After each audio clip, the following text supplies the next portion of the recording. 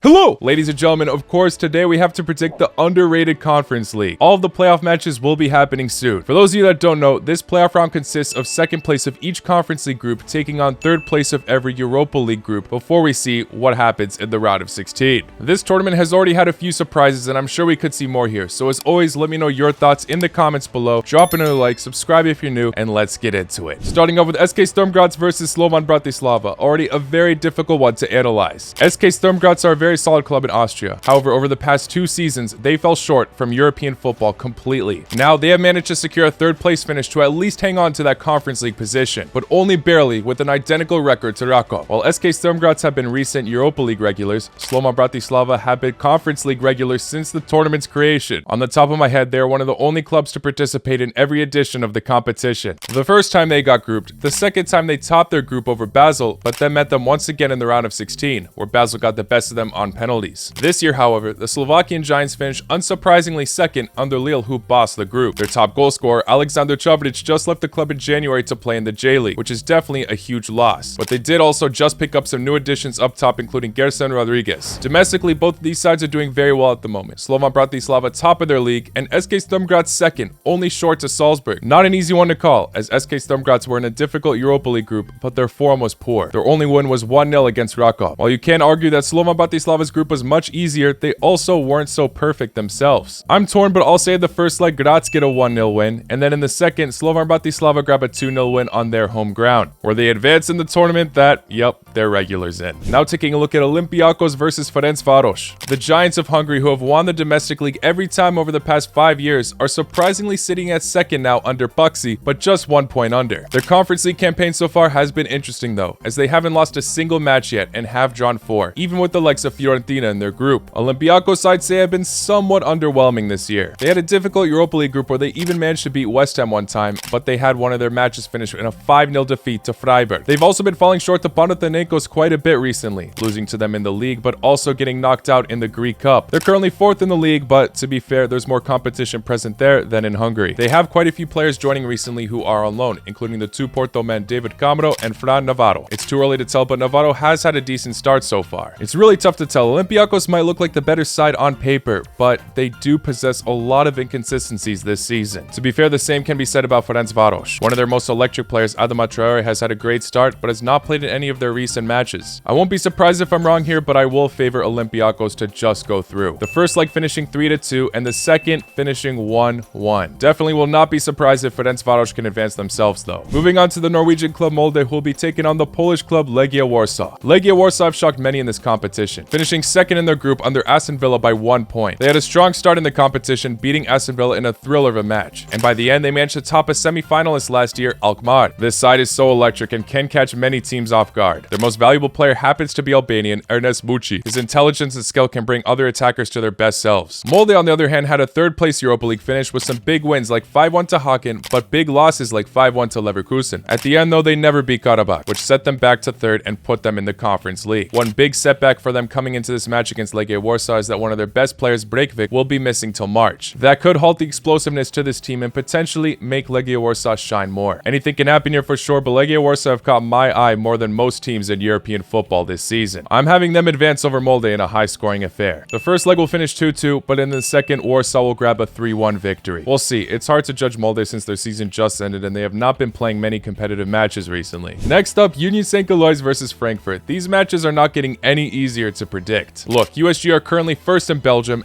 They were also fantastic last year in European football, making it to the quarterfinals of the Europa League. They defeated Union Berlin in the round of 16 convincingly, but then got hammered to Leverkusen in the quarters, who we know are a very informed team these days. Now once again, they must play a German team who have legacy in European competitions. 2 years ago, Frankfurt were Europa League champions. This season, they might not look as electric up top with Kolomoane gone, but Omar Mamouche has still been getting some decent numbers. In the Conference League though, they fell short to 2nd under Pau, as they were defeated to them twice and surprisingly lost to Aberdeen on the final day. For Union Saint-Gilloise's case, despite them falling short in the Europa League, you cannot ignore the incredible numbers their attackers are producing. Mohamed Amoura has 18 direct goal contributions in 18 matches, while Cameron Puertas has racked up 14 assists in the league already. Despite losing the likes of Boniface and Tere Tiuma, the electric attacking power has not disappeared in this club. Frankfurt could be the favorites on paper, but I do not want to rule out this Belgian side. I'm saying they can advance with a 2-0 win in the first leg, and then in the second, it finishes in a 1-1 draw. draw. 3-1 on aggregate, but we'll see. Moving on to Ajax versus Bodo Glimt, this will be an exciting one. Ajax had the worst start to their season in their history, but they have been climbing the ranks once again to their standards. 5th place in the Eredivisie might not be good for them obviously, but they're in the top 4 race once again, as opposed to being close to the bottom of the table. Thankfully, despite falling short in the Europa League, they still clinched a spot in European football, in what looked to be the most difficult group that year. It's no secret that this squad went through a massive revamp, getting rid of so many important players and bringing in so many new talented ones that just simply needed to settle in the club, and also needed guidance from a new manager. They will be massively put to the test against Bodo Glimt though, as this side have already proven that they can be a surprise package in the Conference League. In the first ever edition, we've seen them shock Roma with a massive scoreline, and in the same tournament they made it all the way to the quarterfinals. In this year's edition, they've shocked their group favorites Besiktas, beating them twice, only falling short to Club Brugge. They're already proven to be a side to not fear any of their opponents, even when they look to be outmatched on paper. Their main striker in 2023, Faris Moumbanga, has departed to Marseille though in the January window, and we have not seen the side play much since their season has ended, since in Norway they go by calendar year. Meanwhile, for Ajax, I cannot overstate that this side has very much improved. Believe it or not, the last match they lost in the Eredivisie was all the way back in October. They've been caught scoring loads of goals in matches as well, and I see them doing the same against Bodo Glimt. For the first leg, I'll say they beat Bodo 3-1, and then the second, once again, 3-2. Now for Real Betis versus Dinamo Zagreb. Now, I really hope I'm wrong on this, but this looks to be the most easy match to make a prediction for. Dinamo Zagreb had an awful start to the year, with their key departures of Livakovic, Ivanušec, Šutalo. It was noticeable they were struggling. At moments, it looks like their form has improved, but then they randomly have matches like losing to Lokomotiva 3-0. They are still in the race to win the trophy, but they're making it way closer than it should be with Rijeka and Hajduk Split. In the Conference League group stage, I had a feeling they would fall short to Victoria Plzeň, but they even lost to Balkani one time. This side randomly become magical in European football for at least a glimpse of time. We've seen it against Tottenham in the Europa League, for example, a few years ago, but they're missing those key difference players now. Maybe Petkovic could have some insane match, but I am doubtful on how they could perform against Real Betis. Yes, this side surprisingly fell short to 3rd in their Europa League group, but it was down to that final day, and they were not far off points from 1st and 2nd. They're currently 8th in La Liga, with recently some low-scoring matches, many finishing in draws. Unsurprisingly, Isco at the moment is their top goal scorer and assister in La Liga, so maybe Dinamo Zagreb can be explosive here and catch them off guard, but I'm going to be realistic and say Real Betis handled the situation. 2-0 in Spain, followed with a 0-0 draw in Zagreb. I know I'm going for many draws in these fixtures, but yeah, I do see Real Betis advancing. Please though, Dinamo, prove me wrong. Now for Servette versus Ludogorets. Servette being the Europa League team to finish 3rd, only above Sheriff, only just though. I mean, they got battered quite a few times, including 5-0 to Slavia Praha and 4-0 to Roma. Meanwhile, Ludogorets' storyline in the Conference League has been very interesting. It all started with the massive 4-0 win against Spartak Trnava, but then they lost 7-1 to Nordsjælland. An unsurprising 3-1 loss to the group favorites Fenerbahce followed, but then they won the rest of their 3 group stage matches, beating Fenerbahce 2-0, Spartak Trnava 2-1, and then they finally got their revenge against Nordsjælland, winning 1-0. Sure, the scoreline wasn't as massive as 7-1, but they got the last laugh as they finished above them in the standings. Incredible comeback story, truly. The Bulgarian club are going to look to continue that momentum in European football, and I think they can against Servette, especially with their top goal scorer Chris Bejda leaving in January for Union Berlin. Both of these clubs currently sit 2nd domestically, but I truly think Ludogorets can continue to tell some incredible European football tale. I'm saying the Bulgarian club would 1-0 on the first leg, and then in the second win 2-1. And the final match, we're looking at Maccabi Haifa versus Gent. Maccabi Haifa, the 3rd place Europa League team in that difficult group, and Gent finishing 2nd after finishing below another Israeli club, Maccabi Tel Aviv. It was really down to the wire though, as both teams beat each other once by 2 goals. Tel Aviv got the last laugh with their win on the final match day, that put them at the top of the group by 1 point. Gent are in an interesting situation though, as Conference League favorite Hugo Kuipers is heavily rumored to join Chicago Fire. He's made such a difference for the club last season, helping them make it all the way to the quarterfinals in the competition. However, the Moroccan Tariq Tisoualdi has been stepping up and is now their top goal scorer. Despite still scoring goals, Gent's form recently has been very poor. They've lost their last 5 matches at the time of this recording, while Maccabi Haifa have been generally doing alright. A few slips here and there, but top of their domestic league, collecting massive scoreline differences as well. Pierrot and Dean David both have racked up 10 goals domestically each so far. It's a tough one to call because based on experience, Gent look like the one to take it here, but Maccabi Haifa's form has simply been better. I think for now, Maccabi Haifa might be the ones to make it to the round of 16. I'm going for a 3-1 victory for them at home, and then the second leg Gent pick up their form and grab a 1-0 win, but obviously it's not enough. Maccabi Haifa advanced to the round of 16. Well, there you have it, guys. Those are my Conference League playoff predictions. Like I said, let me know what your thoughts are in the comments below. Not easy matchups to predict whatsoever. Best of luck to your club if they are still in this competition, and I'm very much looking forward to see who ends up facing who in the round of 16.